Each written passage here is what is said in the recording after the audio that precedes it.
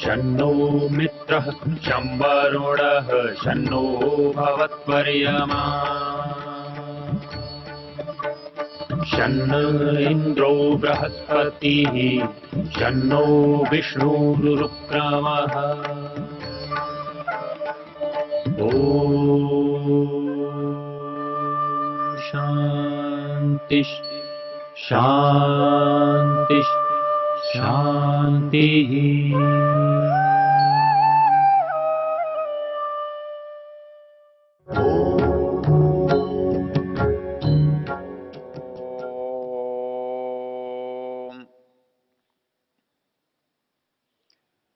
हम चर्चा कर रहे हैं वेद के ज्ञान को हमने कैसे प्राप्त किया है।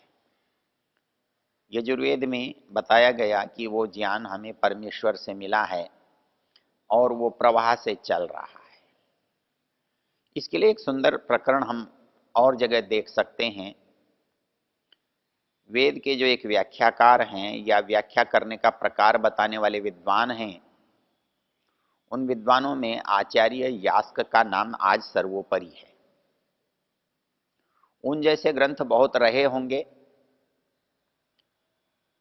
13-14 निरुक्त की चर्चा स्वयं यास्क ने की है, आचार्यों का उल्लेख किया है, किंतु आज हमारे पास केवल एक यास्क है, एक आचार्य है जो हमें वेद के अर्थ को कैसे सीखना पकड़ना है बताता है। उन्होंने एक स्थान पर वेद हमें कैसे प्राप्त हुआ इसकी बड़ी सुंदर चर्चा की है। वो 3-4 पंक्तियां हमारे पूरे प्रवाह पर प्रकाश डालने के लिए बहुत अच्छी हैं। उन पंक्तियों में कहा गया है, साक्षात्कृत धर्माणो ऋषयो बभूव ते अवरेभ्य असाक्षात्कृत धर्मभ्य उपदेशेन मंत्रान् संप्रादु उपदेशाय ग्लायन्तो अवरे बिल्म ग्रहणाय इमं ग्रंथम समाम्नासिषुर वेदम च वेदांगानि च। इन पंक्तियों पर विचार करने पर पहली बात यह स्पष्ट होती है कि वेद के प्रवाह की 3 स्थितियां हैं। एक जहां से प्रारंभ हुआ, दूसरी प्रारंभ में जिनको मिला, और तीसरी है उनसे हम तक कैसे पहुंचा। तो उत्पन्न कैसे हुआ, इसका प्रारंभ संसार में कैसे हुआ, उसके लिए एक शब्द यहां दिया है, साक्षात्कृत धर्माणो ऋषयो बभूवुः। हम पहले देख चुके हैं कि ऋषि उसको कहते हैं जो मंत्रों के दृष्टा होते हैं, मंत्रों के रहस्य को जानते और समझते हैं, जिन्होंने उस पर विचार किया है और हमको समझाया है, बताया है कि इसके अंदर क्या रहस्य है। तो प्रारंभ में भी जिनको ये वेद का ज्ञान प्राप्त हुआ है उनकी संज्ञा ऋषि है, क्योंकि ऋषि शब्द का अर्थ है देखने वाला, समझने वाला, जानने वाला। वो उस ज्ञान के कारण से उसके अंदर गतिशीलता है, प्रगति है। जिसके अंदर प्रगति का लक्षण है उसके अंदर ऋषित्व होता है। तो कहता है साक्षात्कृत धर्माण ऋषयो बहु, अर्थात उस ज्ञान को जिन्होंने सबसे पहले सीधे सीधे देखा, साक्षात किया, अर्थात उस ज्ञान जो परमेश्वर का ज्ञान है, उस ज्ञान को परमेश्वर के साथ मिल करके पाया। साक्षात्कृत धर्म का सामान्य अर्थ है जिसने उसके अंतिम असली स्वरूप को देख लिया है। धर्म उसके गुण हैं, धर्म उसकी विशेषता है, धर्म उसका स्वरूप है। तो साक्षात्कृत धर्म मतलब जो ज्ञान का साक्षात स्वरूप है, ज्ञान का जो स्रोत है, जिसके अंदर ज्ञान संपूर्ण है, व्याप्त है, जो ज्ञान स्वरूप ही है, ज्ञानमयो ही स, वो ज्ञानमय है, उसके साथ जो पहला संपर्क करने वाले हैं वो साक्षात कृतधर्मा ऋषि हैं। ये पहली स्थिति है, पहली पीढ़ी है ज्ञान की। मतलब ज्ञान का जो मूल है वो परमेश्वर है, और परमेश्वर से सबसे पहले जिन्होंने ज्ञान को प्राप्त किया है सीधे साक्षात, अर्थात ज्ञान के स्रोत पर जाकर, जैसे कोई व्यक्ति नदी के स्रोत पर जाकर जल ग्रहण करता है और कोई आगे जाकर ग्रहण करता है। कोई गंगोत्री में जाता है, गोमुख में जाता है, गोमुख में से गिरते हुए पानी में से जल को लेकर आता है। दूसरा हुगली में जाता है तो दोनों गंगा जल, लेकिन एक स्रोत पर है, साक्षात है, और एक में प्रवाहमान है, उसमें बहुत कुछ इधर उधर से मिलता रहा है, निकलता रहा है। तो पहली जो स्थिति है वो है साक्षात्कृत धर्म। ऐसे ऋषि लोग हुए, और यहां बहुवचन है तो दो से अधिक होने चाहिए, तीन चार, तो चार हमारे यहां माने जाते हैं, जिनकी चर्चा हम पीछे कर चुके हैं। अब उन्होंने इस ज्ञान को प्राप्त करके क्या किया? ज्ञान का लाभ तो यही है, ज्ञान तो बिना प्रयोजन के होता नहीं है, क्योंकि विद्या का, ज्ञान का जो प्रयोजन है वो प्रयोजन है अपने कार्यों की सिद्धि करना और परोपकार के द्वारा दूसरे के कार्यों को सिद्ध करना। स्वार्थ और परार्थ दोनों विद्या के प्रयोजन होते हैं, ज्ञान के प्रयोजन होते हैं। तो उन व्यक्तियों ने ज्ञान प्राप्त करके स्वयं ज्ञान का लाभ तो उठाया ही, आनंद उठाया ही, किंतु उन्होंने इस ज्ञान को आगे भी बढ़ाया, प्रवाहित किया। तो वो जो दूसरी पीढ़ी थी वो कौन थी? वो कहते हैं साक्षात्कृत धर्माणो ऋषयो बभूव ते अवरेभ्य असाक्षात्कृत धर्मभ्य उपदेशेन मंत्रान संप्रादु। अब इसमें पूरा वर्णन ठीक ठीक है। जिन लोगों ने साक्षात किया था वहां से इन्होंने लिया। क्यों लिया? उन्होंने दिया। किसने दिया? जिन्होंने साक्षात किया था उन्होंने दिया। ते, वो साक्षात्कृत धर्मा जो ऋषि हैं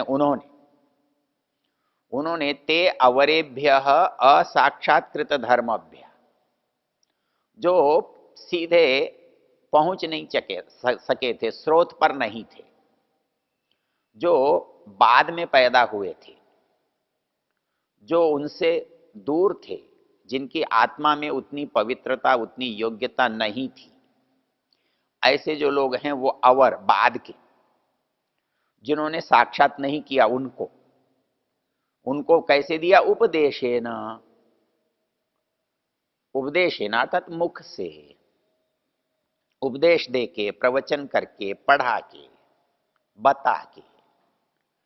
तो उपदेशेन मंत्रान संप्राद, वेद के जो मंत्र उन ऋषियों को प्राप्त हुए थे, उन मंत्रों को इन ऋषियों ने आगे आने वाले, जो सीधे प्राप्त नहीं कर सके थे, ऐसे लोगों को अपने उपदेश के द्वारा उन मंत्रों को उन तक पहुंचाया।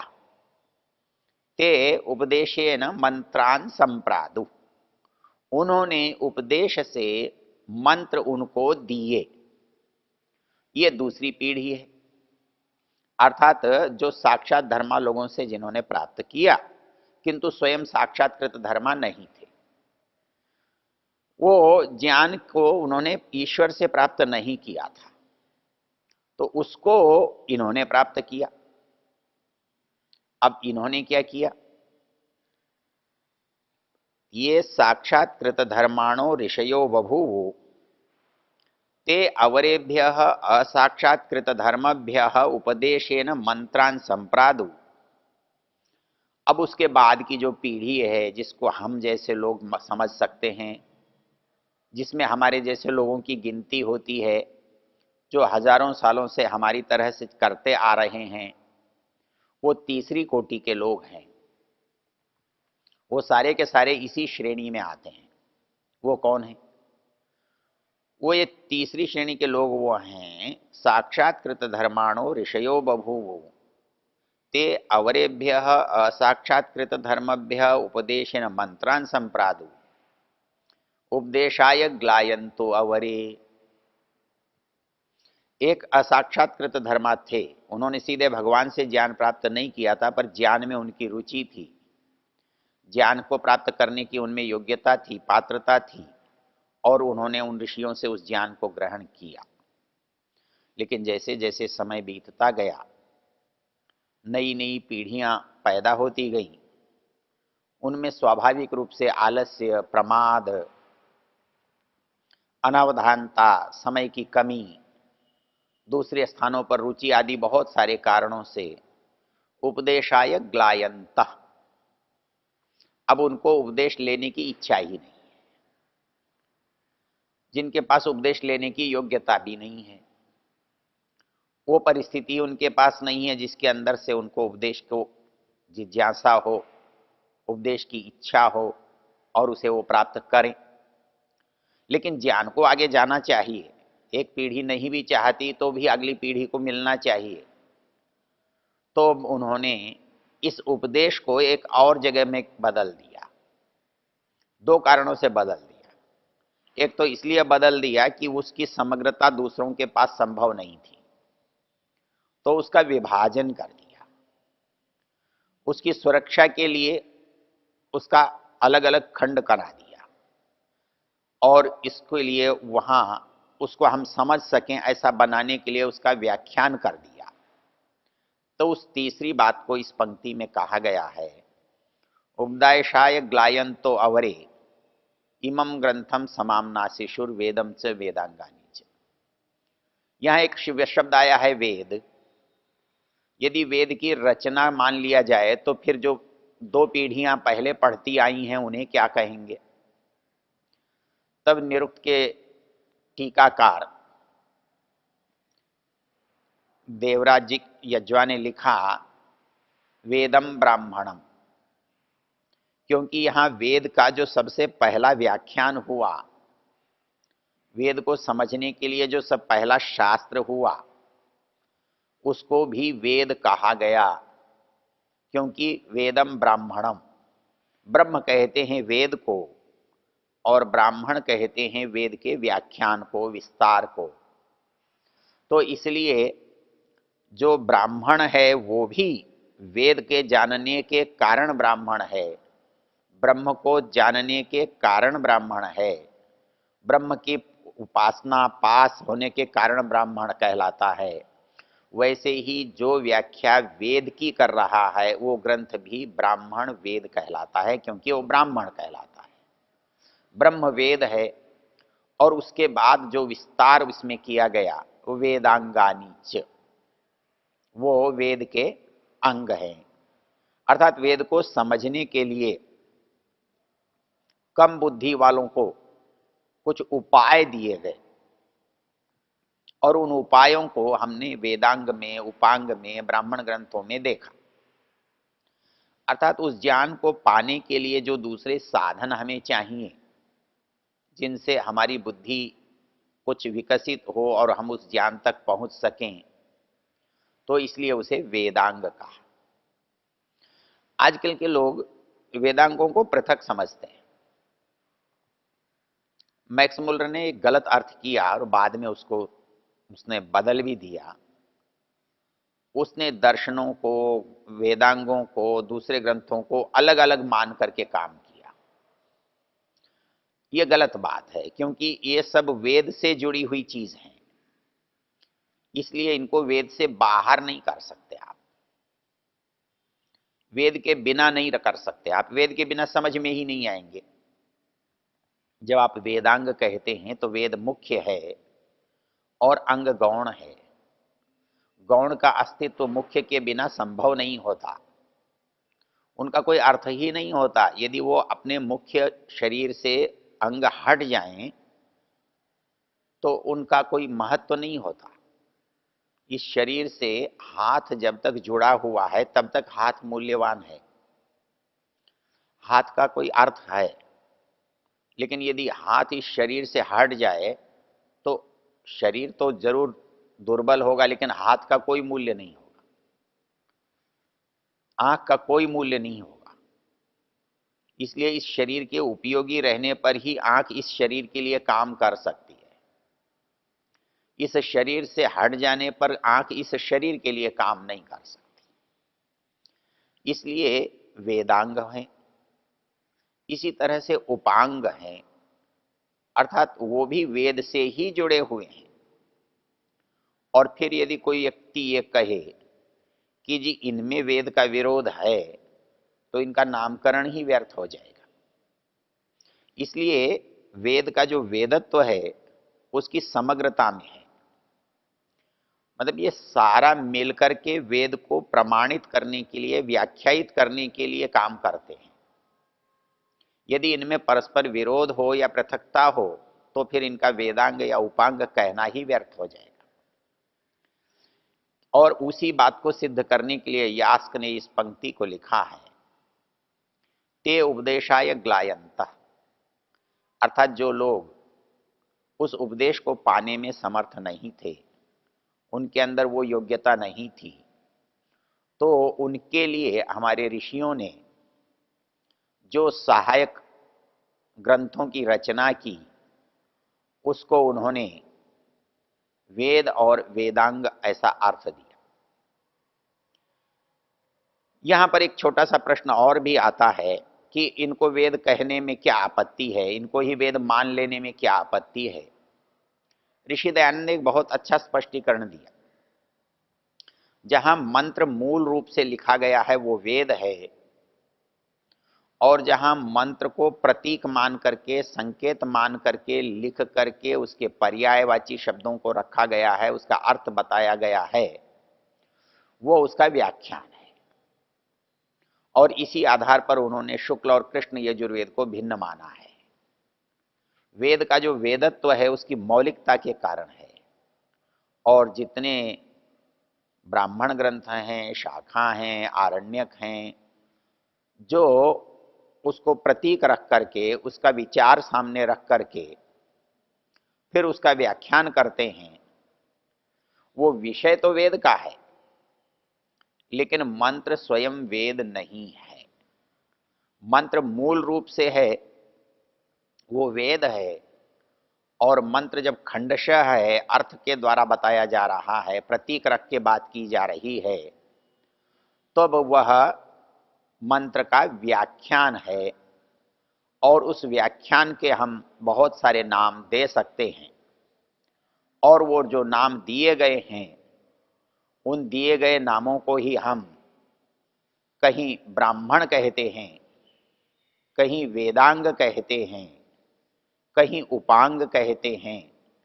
और वो साहित्य वेद से जुड़ा हुआ होने पर, वेद का व्याख्यान होने पर, वैदिक साहित्य का हिस्सा होने पर भी वो साक्षात वेद नहीं है।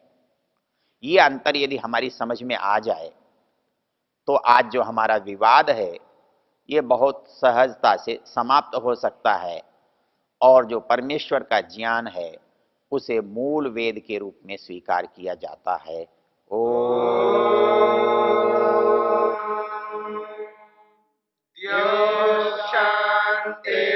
शान्तिरन्तरिक्षं शान्तिर्पृथिवी शान्तिरापः शान्तिरोषधयः शान्तिः वनस्पतयः शान्तिर्विश्वे देवा शान्तिर्ब्रह्म शान्ति सर्वं शान्ति शान्तिरेव शान्ति क्षमा शान्तिरेधि ॐ शान्ति शान्ति। शान्तिः